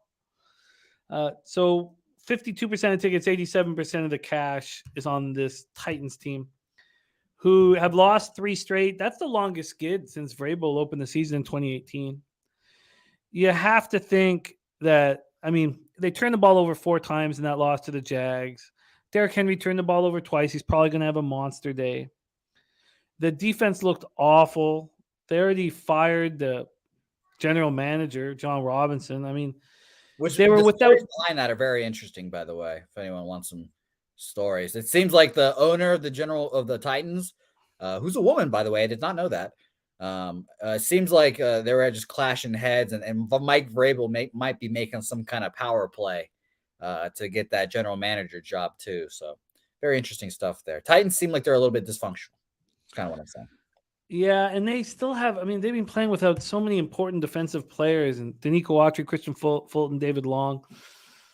The Chargers dominated the Dolphins. The score didn't do it justice, but they dominated them. They have Keenan Allen, Mike Williams back. I don't know how their defense shut down the Dolphins the way they did, and I don't give full. I'm not sitting here saying it's because of the Chargers' defense. I don't know how they did it, and I lean towards the Dolphins just being atrocious. They were missing 6 starters: Bosa, Austin Johnson, Sebastian Joseph Day, J.C. Jackson, Bryce Callahan, and Derwin James. So this is very tough. You have a lean here? No. This is a game where I'm just like, you know what? Pass here. I've got a lot of potential plays on my card. Again, I feel like I say this every week when I see the Titans come up. I don't trust Ryan Tannehill, and I will ultimately lean towards the better quarterback. But, Mike Vrabel's a fucking damn good coach, and the Chargers fall into the Dolphins' territory of being candy ass and soft, and Tractor Cito could just run right through them. But I just pass. I just don't want to have my money on this kind of game with Brandon Staley. No thanks. I think the Chargers are going to get their points. And I agree with you there. I think they will run up the numbers there, and I think they will score, which is why I like your team total bet. But it's just like -3. Do I want them to? I don't know if they'll win this game at the end of the day. Like I don't know if they'll win this game outright. So I don't feel comfortable enough to take 3. It's still at 47.5, and now it's quite heavily juiced to the under. So I guess it's gone down to 47. I guess that's why it's come back 10 cents. This will be the game we find out if the Chargers defense was fluky last week, or maybe they're putting it together. I don't know. Shit, it's down to 46.5. Wow. I think this does not bode well for me, but it's a very, very tough one. I was going to say, so the sharp money is on the Dolphins as well. So what the sharp people seemingly are saying is that the Chargers defense might be that good now. They've picked up their shit, and the Dolphins were just limited by a good defense. That's I wouldn't say that, because the sharps are on the Titans. So the sharps are saying that I think they're saying don't take anything from that defensive showing, that the defense is still weak and they're not a good football team. Yeah. So it's a pass game. It's going to be a fun. I think this will be an over game. I agree with you there too. But I don't know what to do here. It's a tough game. All right. Let's roll on. Let's roll on. Oh my gosh, a shocking 47. Thank God. I don't want another 48% there. 47% on the Los Angeles Chargers there. So a very interesting game. A lot of people seemingly love it. And this next game is also very interesting. Very, very interesting. Yes. Let's get into it right now. Cincinnati Bengals, Tampa Bay Buccaneers. This total sitting at 44. Jacksonville Zoe says if the Jags put up 36 on this defense, I think Herbert should put up 24. Yeah, no, I'm with that, Jacksonville Zoe. That was my thinking as well. Yeah. All right, Bengals sitting as 3.5-point favorites. Let's just do a line history look here quickly on this one. We have these Cincinnati Bengals opening up as 3.5-point road favorites at even money, and that's where they stand right now. But it got up to -109. It's back to even money. The Bucs are juiced at this 3.5 number. Just like they were juiced against the Niners, and we all know what happened there. The big difference, of course, was Tampa Bay was on the road, and now they're back home. We'll take a look at the cash here. We have 8,263 tickets in. Look, the sharps and the big bets are on the fucking Bucs. I don't know how that's possible, but they are. Just 26% of the tickets are on the Bucs and 53% of the cash. If you were solely looking at the market to make your bets, you'd be on the Buccaneers here against the public. The Bengals coming off an impressive 23-10 home win over the Browns. It was only impressive because their offense was weak and Burrow looked bad. Not bad, but just didn't look right. And the defense was awesome. And Trey Hendrickson broke his wrist. I'm sure he's been ruled out by now, but Taylor was saying, he might play through it. He might he might have that big ass club on his wrist and fuck around and play. I don't know why you would do that here. I wouldn't do it this game. I guess they're trying to win the division. I guess they're still just focusing on winning the division. Maybe I get it, I guess. But he's not on IR, and we'll see.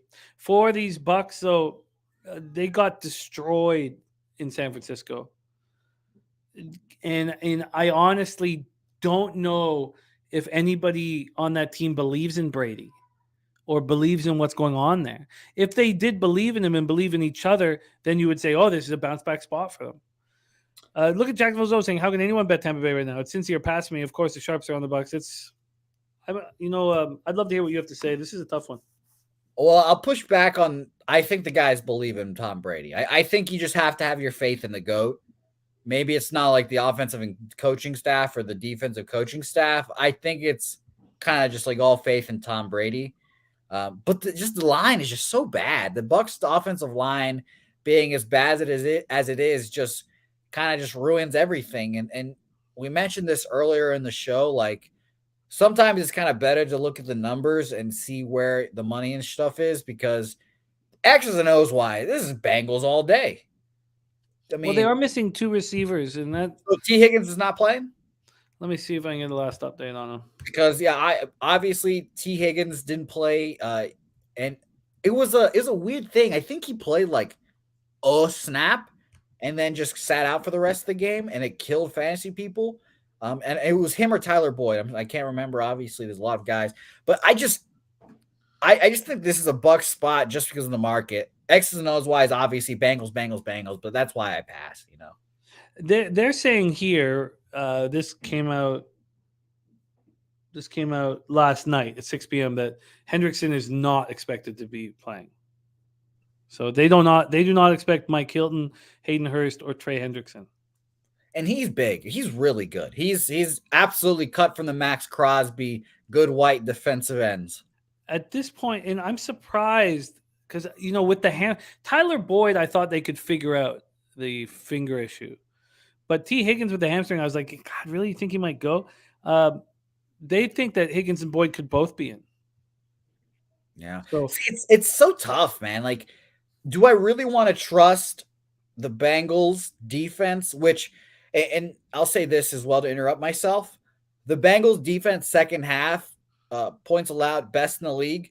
Worst offensive team in the second half of football games, your Tampa Bay Buccaneers. So maybe this is a live bet spot. You take Bengals second half. I don't know, but yeah, this is just not for me. Not for me. It's very tough. It's a very tough one. So I'm going to just have faith in you guys here with this spot. Well, let's shut her down and get into the night action. Let us do so indeed. And 48 just seems to be the number of the day. 48% on your Cincinnati Bengals here. So we are on the path right now to a couple revotes. I don't know exactly how we'll do it either. Yeah, I'm not sure how we'll do that either, but let's not worry until we get there. Let's move on to the night game here. New York Giants, Washington Commanders, FedEx Field, Landover, Maryland. 32 Fahrenheit clear, 8 miles per hour. They're calling this the biggest Giants football game in 6 years. 2 weeks off of the tie. I just think what an incredible coaching opportunity this is for the Commanders. You play to a 2020 tie on the road. You get a bye week, and then you get to play them again at home.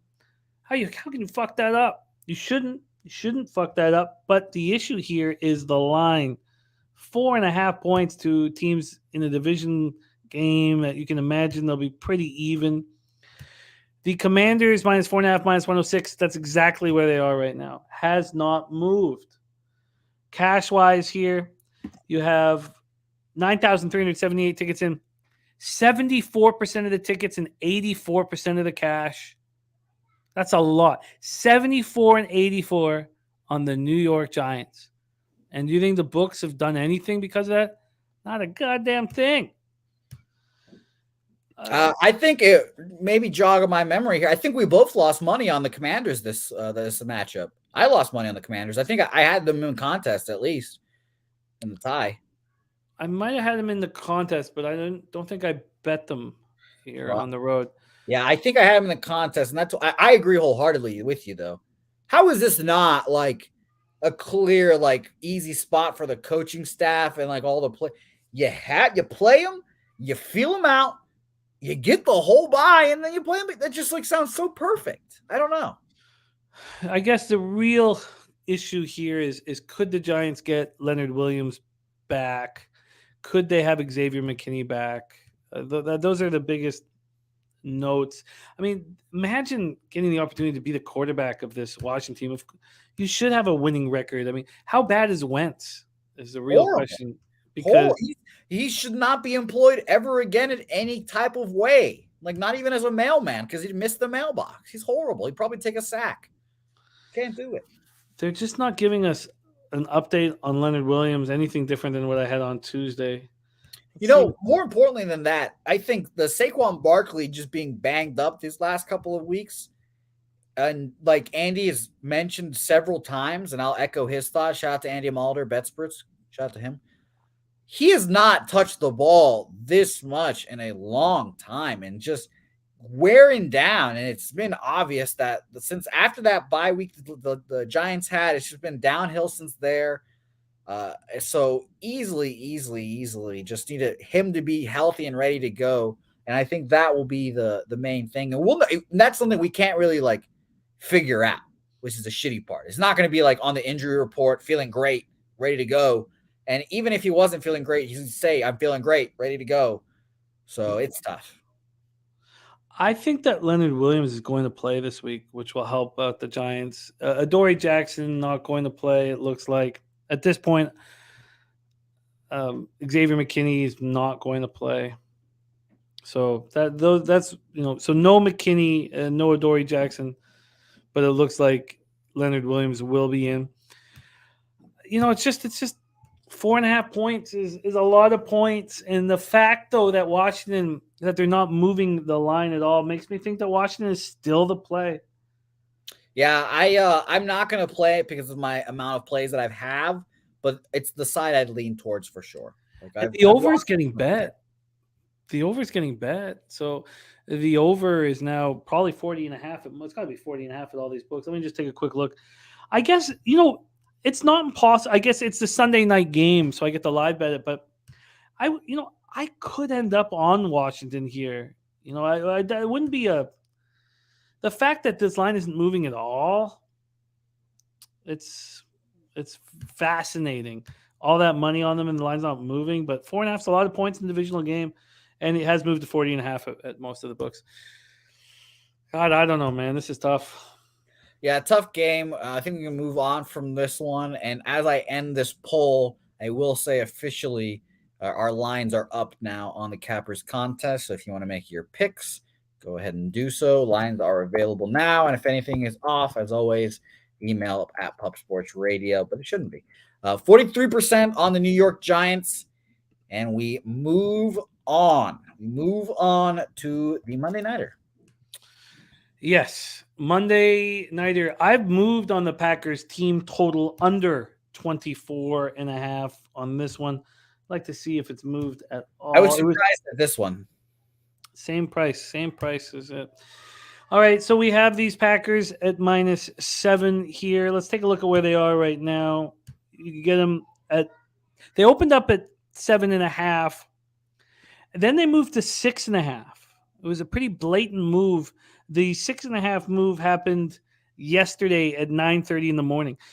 They were at 6.5 for about 28 hours before they moved back to 7. So I think that's a pretty important note. We take a look at the cash flow. You have to imagine that the big bets will have come in on the Rams, and they have, but so is the public. 61% of the tickets, 73% of the cash. To think that Baker Mayfield is at all capable of conjuring up the magic that he provided on that Thursday night versus the Raiders in the last 3 minutes is just a ludicrous. What idea. A fucking loser that guy is. That guy's the fucking corniest fucking dude of all time. Hey, look, he made people believe in him. Not this fucking guy. I should be an NFL scout because immediately when the Browns draft that fucking Yahoo first overall, I said, that's a fucking mistake. That guy fucking sucks. I would have drafted Sam Darnold overall, number 1 overall. And I would have nailed it, obviously, because he's had such a better career. But the Rams got to at least feel good about themselves. Now, coming into Lambeau Field, 12 Fahrenheit. Let's see if the weather's changed at all here, because it's going to be freezing in Green Bay. Good. Green Bay weather. It's on Monday night. It's gone up a little. It's gone up a little. It's going to be 16. And then the snow showers look like they're going to come in now. Almost no wind. The Packers are going to try again this week. They're going to try for one more week at least. Or for 2 more weeks they'll be trying. They come in off the bye. They should take care of business here. What do you think? I think they should just whoop their ass, Packers. Get in, run them over. Roll them down. Give me some Aaron Jones. Give me the fattest ass in the league, A.J. Dillon up the middle. Give me Christian Watson, couple tutties. Give me the ayahuasca so I can enjoy watching Aaron Rodgers. No fucking shot, the Rams here.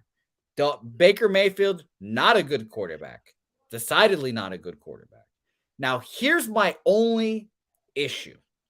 or the thing that keeps me up late at night. Because I fuck Baker Mayfield in my top 3 least favorite human beings on this earth. Wow. I can't stand him. Fucking can't stand him. Made my life hell in college. He is good at like timing routes in that West Coast offense where he doesn't have to like read a defense. It's like, hike, this guy is going to be there in that amount of time. So I'm going to throw it and he better be there. That is like Lincoln Riley 101. And I think that's kind of what Sean McVay is about too. And what I'm saying is, of course, Lincoln Riley made Baker Mayfield into the number 1 overall pick, and Baker should kiss his feet and thank him every day for it. Is it possible that Sean McVay is a good enough coach that he can derive some sort of value out of Baker Mayfield? And he's not been there long enough for the Rams to get tired of him as a human being. So ultimately, I can see why people were like, maybe the Rams are a little frisky here, but I think the Packers just do them dirty. Just get in, get out, go dry, no lube. Put some money on the fucking table and just walk out of there. Wow. I mean, there's certainly a public dog right now. We'll see if that stays here on Monday. Well, I'll let you guys decide if this one makes the card. Let's see the vote. Let's do so. God, sometimes when I go on my passionate rants and I see 47% on the Los Angeles Rams +7, it makes me feel like I'm just taking crazy pills sometimes. Or they pick out of spite. Or that is also true. That's what happens every time with the Jets, it feels. But again, it's whatever. It's fine. It's fine. It is fine. All right. So, Jimmy, we have an issue. We have a slight issue. We have a 1, 2, 3, 4-way tie at 48%. And we can put 4 teams up, right? We can have 4 up. Yes, okay. We do. That helps. So let's go through what do we have clear? Instead of going from 8, 7, 6, 5, why don't we go 1, 2, 3 down? So for sure, obviously, our Buffalo Bills 77%. They're number 1. Okay, so this will be a fun game to watch. And yes, NJ Striker, I'm fueled by hate. I am just I derive all my energy from hate and spite. Baltimore +2.5, 59%. And we've got Minnesota -3.5, 57%. Minnesota, I can tell you guys now, is easily our least favorite play of the card. But we are now left with 4, 5, and we need to get 2 teams from these 4 teams, I should say. So there's 4 teams at 48%, and the rest are all under. Yes, yeah. We've got a 47% with the Chargers and the Rams. But yeah, so it's easy. This is going to be easy. We'll put all 4 teams in a vote, and the top 2 are on our card. Well, Jim, I will say I would like to try a new feature that I've never got to try before on YouTube. There's a Q&A, and people can submit. They type in their own little question. So maybe we let people type in what number or what line they want or what team they want. But for ease sake, I will do the poll. Just for ease sake, we'll do the poll. Make everything easier for all of us. But yes, I will read out the teams as I make this selection here, and top 2 obviously get your get the advancement. I don't know what to say anymore. Sorry, English is hard sometimes. Detroit Pick'em is the first one up against my New York Jets. Carolina -2.5 against the jersey that I'm wearing, the Pittsburgh Steelers. The Jacksonville Jaguars, shout out to Jacksonville Zoe, at 48% at 3.5 against the Cowboys. Gotta remind myself of that one. And lastly, your Cincinnati Bengals -3.5 against the GOAT Tom Brady. So the poll is officially up. Jim, if you had 2 votes, what 2 would you lean towards here? Well, I just voted for Jacksonville. So that's my favorite one of these. Then it would have to be Carolina. But the sharps on any of these other than Jacksonville, right? The Detroit. Let's see this Detroit spot here. Sorry, Detroit. They're oh no, they're slightly on Detroit. Okay, so that's not going against Detroit. And then Bastards. Carolina, the sharps are on Pittsburgh, but it's moving to 3, so that's confusing. And then Cincinnati, I definitely don't want if the public's going to be all over them. Yeah. Okay. I think my power rankings of it would be Jacksonville, Carolina, Cincinnati, Detroit would be my power rankings of it. I like the Panthers. I like Sam Darnold. Everyone knows that. And I think they can win this division and go on this run here. So that's why I like them. And then ultimately, you're right. I think you're spot on when you said better quarterback in that Jacksonville game. Dak Prescott has not been that good, and they need to lean on those running backs. So I'll be interested to see how that goes. I'm really excited about that football game. But I do think that there's going to be some added action now for me. I mean, how do we not move on the Saints? 91, yeah, 91% of the tickets are on the Falcons, and it's moved a half point away. I mean, like that just seems like Ritter is going to go into the Superdome and get just not hear a thing and fall apart, doesn't it? Yeah, I think so. I honestly, it seems like that's what's gonna happen. And I'm reminded of the fucking. I'll see this meme or gif every time. Or Oklahoma State quarterback going into Kansas State. You see him going in there. His hands are literally shaking. You could see on the fucking TV screen his hands were shaking. I could see something like him being nervous and just absolutely shitting the bed here, which is interesting. And it's shocking to think that New Orleans still gets fans to go there. I mean, that's how loyal they are. Slow Jam's talking about Ritter in the preseason. I mean, I have his stats here. I mean, didn't he go? Let me go back in. I thought he had 4 touchdowns and 3 interceptions. And I mean, the win-loss record is not what I care about here. Yeah, I'm going to certainly study it more, but I expect to add the Saints in the card. I think the market is telling us they're like, oh, you like the Falcons here you go.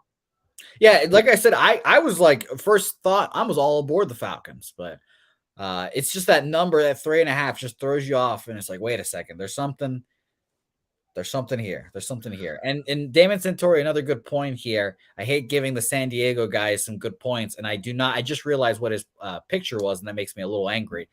If they kept Mariota in that long, what does that tell you? It tells you a lot. So 3 touchdowns, 2 interceptions, 60.1% completion rate. I don't know, man. I'm very interested in this poll, though. It looks like it's going to be. I don't mind the one that's in first right now. I don't mind it. I think that it'd be by the fun. way, I was gonna say Slow Jam also mentioning that New Orleans, he said he got hit by a hurricane. It was a tornado, I believe. Tornado in New Orleans. So maybe we all know how New Orleans galvanizes around the Saints, et cetera, et cetera. Well. All right, I say we fire this one up, my man. This is a fun way to end the show. I like that we're tied at 40%. Fun way to end the show. So let's do it. All right. One more second. Get your votes in. One more second. All right. The poll is over. Congratulations to the chat for alienating me. The Detroit Lions, 48% make our card. Or sorry, 32%, I should say, on that poll. And the Cincinnati Bengals, 29% make our card. Jacksonville misses out, 23%. Carolina misses out at 14%. So official. Buffalo, -7. Baltimore, +2.5. Minnesota, -3.5. Detroit pick'em. Carolina, -2.5. Jim, we went 4-1 this last week. We did. It's crucial. It is the fourth quarter of this contest. And if we fuck around and put together a little bit of a spree here, I might go to Vegas again and go pick up some cash that we win. Who knows?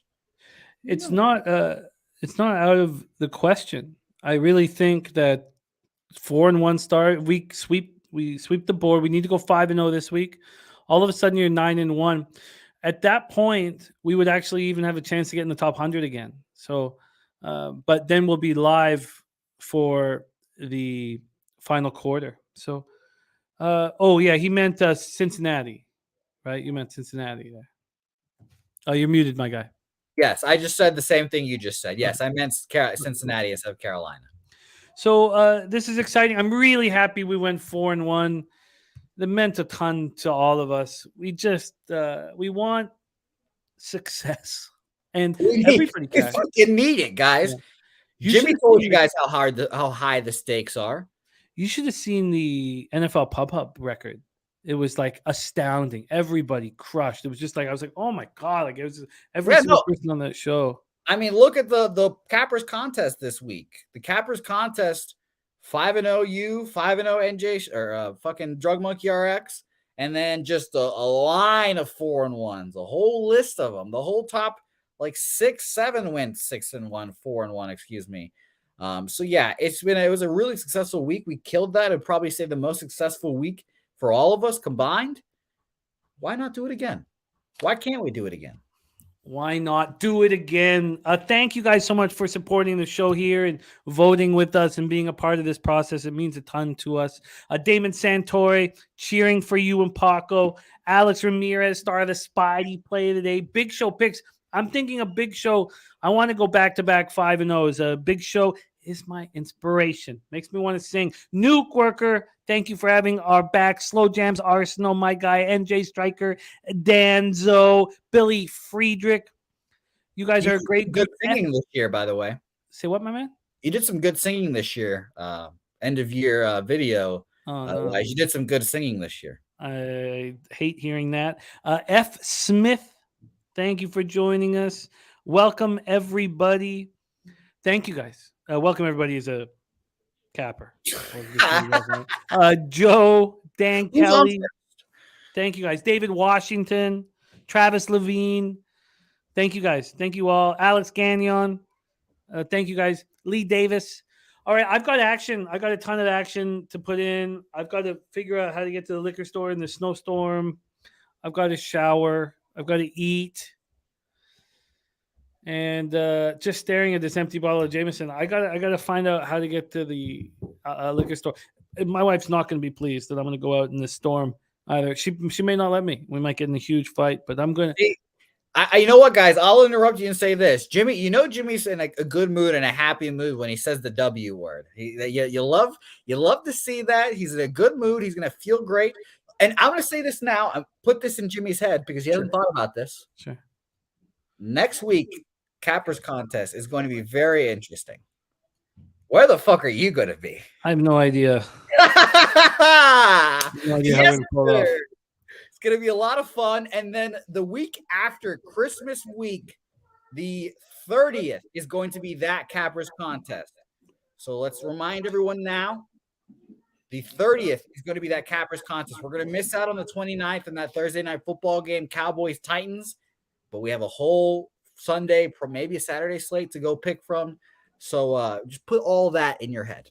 I just had a vision. I think I know what's going to happen. She's going to be like, you can't take the car out in this. You don't even have snow tires, all this stuff. And now, well, then I'll fucking walk. You want me to fucking walk? I could just see the whole thing. And then. No, I thought you were walking. You know, I honestly thought you would like bring like, you know, maybe a little booze you've got left laying around the house, bundle up in your parka, say, fuck it, I'm walking.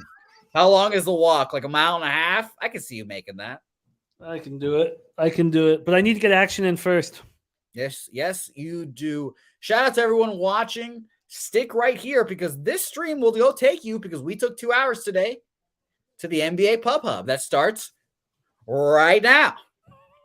There you go. So thanks, everyone. And we'll just see you guys next Tuesday. Survive the snowstorm, Jim, and tell Carter I said to stop climbing. I will. Let's go out there and have a giant week. Let's milk these fucking bookies. Week 15 right here. We ride on. We ride together. And I did it too mature. I got too excited.